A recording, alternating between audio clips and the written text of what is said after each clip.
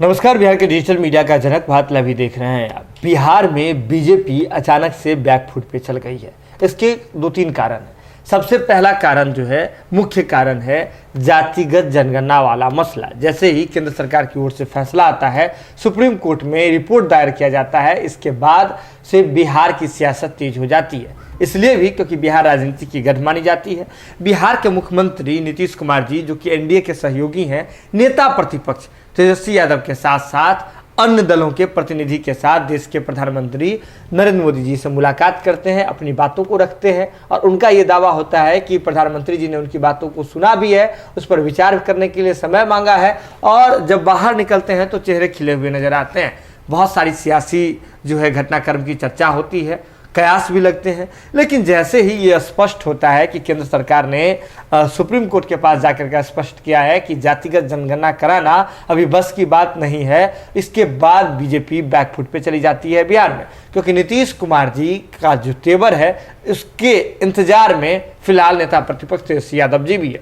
तेजस्वी यादव जी जो साथ थे नीतीश कुमार जी के जातिगत जनगणना के मसले पर, वे भी कहते हुए दिखे थे कि अब जो है नीतीश कुमार जी क्या जवाब देते हैं, क्या एक्शन लेते हैं, उस पर हमारा नज़र है। हम 3 दिनों का समय देते हैं, उसके बाद हम अपनी रणनीति को स्पष्ट करेंगे। तेजस्वी यादव के साथ पूरा महागठबंधन था, यानी कि कांग्रेस था, बिहार कांग्रेस, इसके बाद वाम दल के भी जो भी दल हैं, वे तमाम लोग तेजस्वी यादव जी के साथ थे।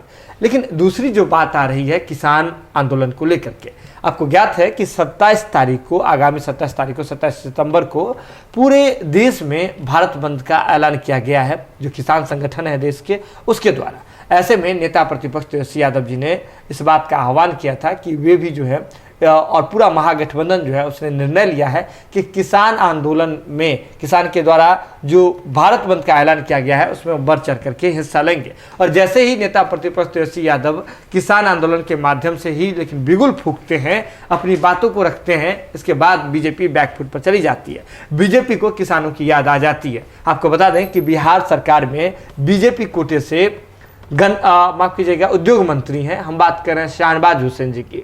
शहनवाज हुसैन जी ने सीधे तौर पे कहा कि एनडीए सरकार जो है वे किसानों के हित के लिए सदैव तत्पर है, उसके लिए हमेशा सोचती है।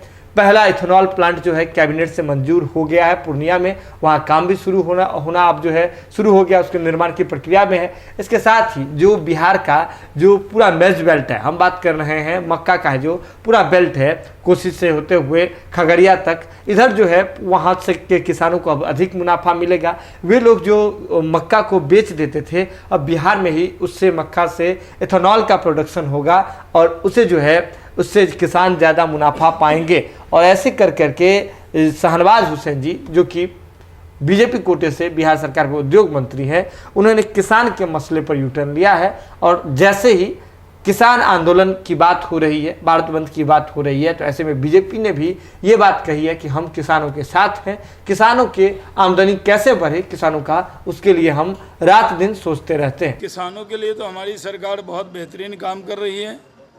उनकी आमदनी कैसे बढ़े, इसके लिए काम हो रहा है। पहला इथेनॉल प्लांट का कैबिनेट से अप्रूवल हो भी गया पूर्णिया में। पूरा जो मक्का गुलाब बाग से और कोसी के इलाके से, खगड़िया के इलाके से जो बाहर जाता था, उसका इथेनॉल बनेगा। किसानों की आमदनी बढ़ाने में उद्योग विभाग लगा हुआ है। हम तो दिन रात काम कर रहे हैं, बड़ी मेहनत कर रहे हैं, 18-18 घंटे 20-20 घंटे काम कर रहे हैं, नींद भी नहीं ले रहे हैं।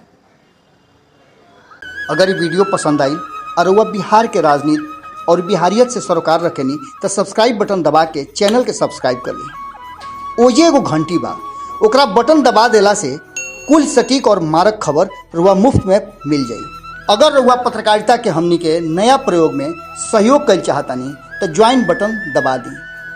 पेटीएम नंबर नोट कर ली 9386 816 700। धन्यवाद।